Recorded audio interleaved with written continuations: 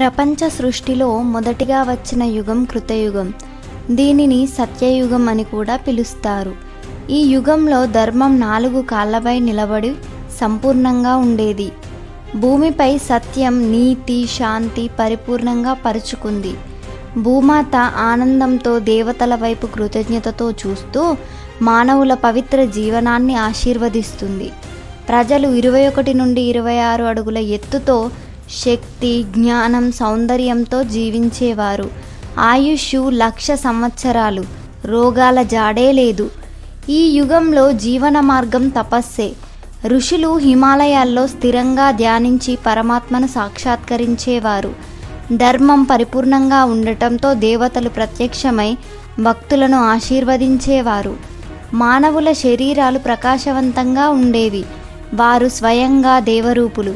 ఈ యుగంలో రాజ్యాలు లేవు. ప్రతి ఒక్కరూ ధర్మబద్ధంగా స్వతంత్ర జీవితం గడిపారు. విద్యాభ్యాసం గురుకులాల్లో వేదాల ద్వారా జరిగేది. ప్రకృతి పరిపూర్ణంగా వెలిగిపోయేది. జంతువులు స్నేహపూర్వకంగా జీవించేవి.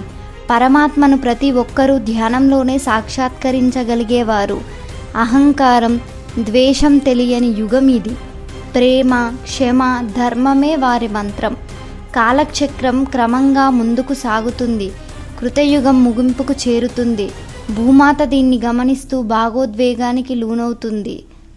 చివరికి కృతయుగం ముగిసింది. కానీ ఇది ధర్మం 4 కాళ్ళపై నిలిచిన పవిత్ర యుగంగా శాశ్వతంగా గుర్తుండిపోతుంది.